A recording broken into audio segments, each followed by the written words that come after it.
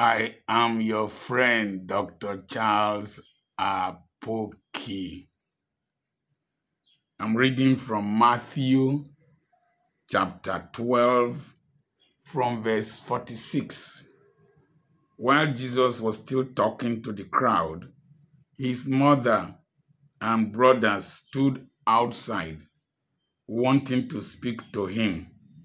Someone told him, "Your mother and brothers are standing outside wanting to speak to you." He replied to him, "Who is my mother and who are my brothers?" Pointing to his disciples, he said, "Here are my mother and my brothers. For whosoever does the will of my Father in heaven is my brother and mother." So, I'm still talking about family relationships and what we will call destiny helpers.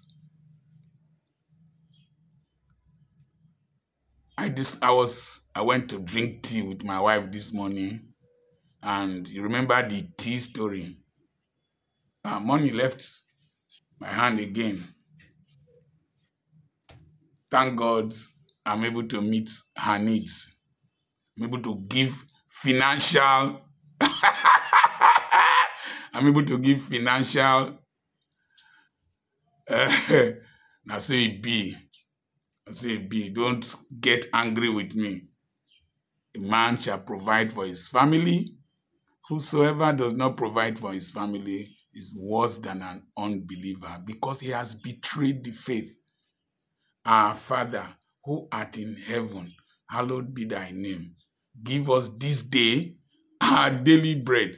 For some of us, we are not only giving daily bread, we are giving eternal bread to children, to our children's children. That's the way it's supposed to be. Plan, strategize, work, invest. It is key. Don't leave these delusional things we motivational speakers will preach to you. No. Plan. I will have suffered in this old age. I'm not really an old man, I'm just 65. Inside me, I'm 35. This period in my life will have been terrible if God did not help me to apply some key principles. They've dropped food on the table. My wife has gone to work. There is no child living with me. It's like as if I'm in an old people's home. But do you know the joy I get from communicating with you? Do you know the joy I get from receiving phone calls? I received phone call from an American Marine, received phone call, message from a deputy superintendent of police in Ghana, received phone call from different people, different parts of the world. "Oh, you are influencing my life. You have opened my eyes. You have changed my orientation." That is the family. That is my family. I hope to be in France at about on the 15th of October. If you want to host me, send a message to +23470 5213 6763. You are part of the family. Now, I asked my wife, our brothers and our sisters, and these young men that God has blessed us with, who have contributed more to our lives. It was not difficult. It was the young people that God has brought into our lives. When I started relating with young people, Reverend Samson Bojo and a host of others in my office then, my wife will say, "What are you doing with these young people? Why are you spending so much time with them?" She did not understand that instinctively God had called me to mentor young people. That was why I was youth Sunday school teacher. They later became men. I became men's fellowship leader. I was not much older than them, but I was giving them direction. Now you will need assistance when you reach this age bracket. I can't carry luggages. I don't remember things. My program became so congested that I couldn't cope with noting down the appointments. People who want counseling became so many. I didn't know how to handle them. It became problematic. So God brought young men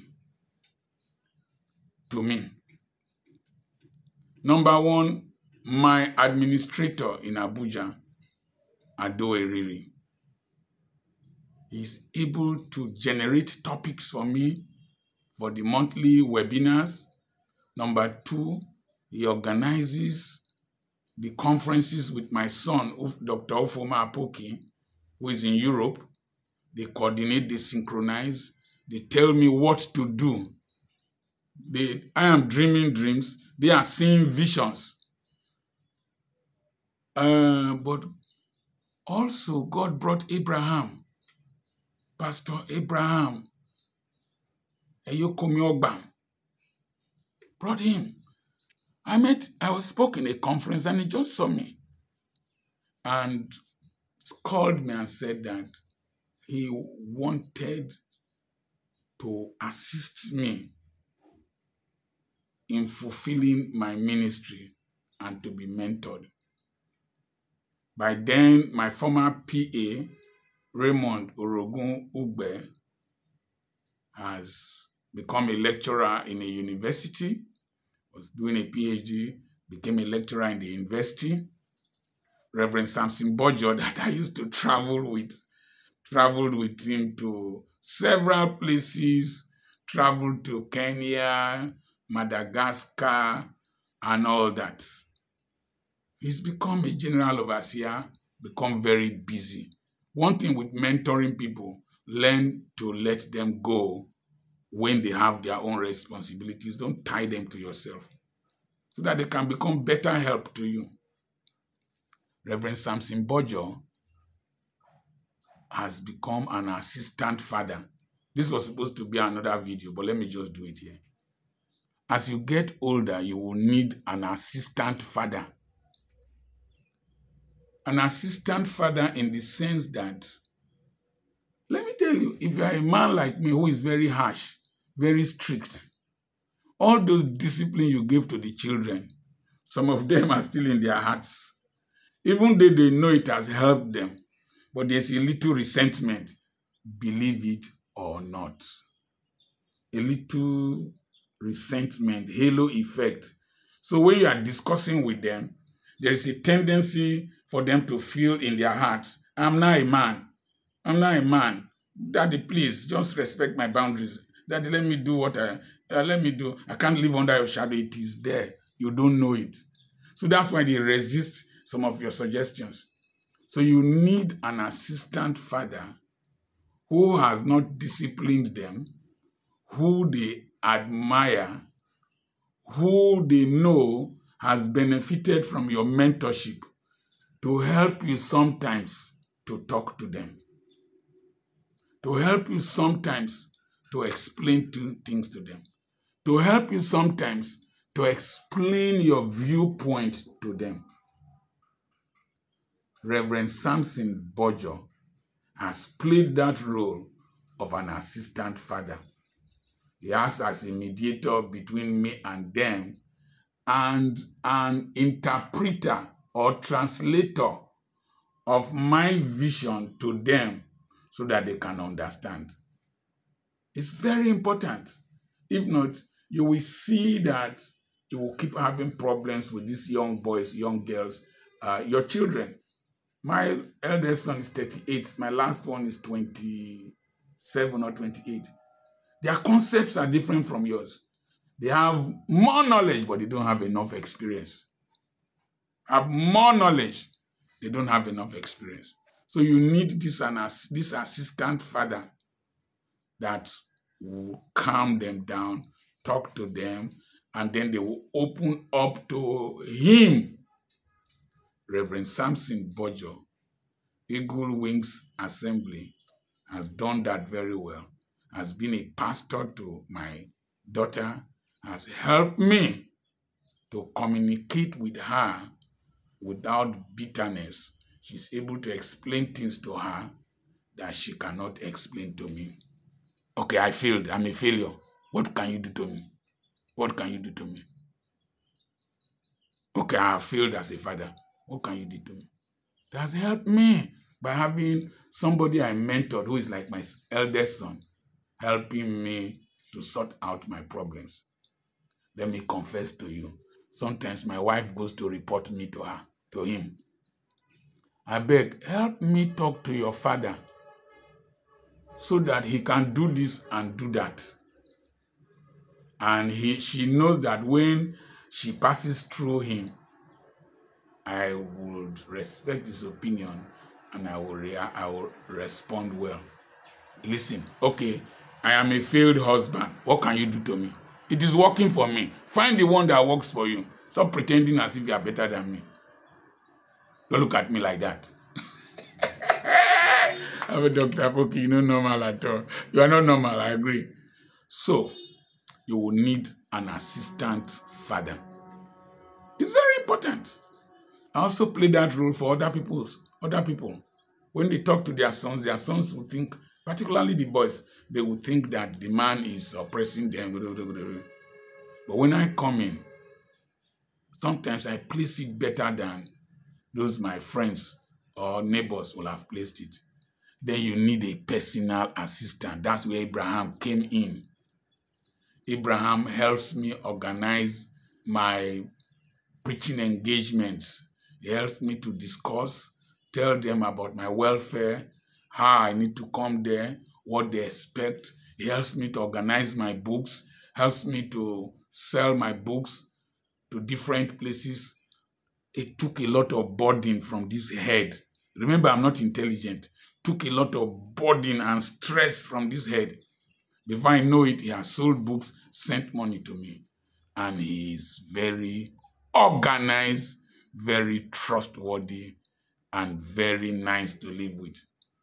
Number 2, I usually tell people, book a suite for me because I don't want visitors to come. Maybe I want to dress, so book a suite.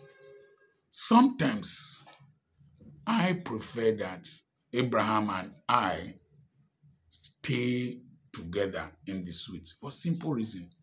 At this age bracket, this body is not trusted. Anything can happen. You should always have somebody that you can easily reach out to in your hotel room or in your residence. So I sleep in this small room with my wife.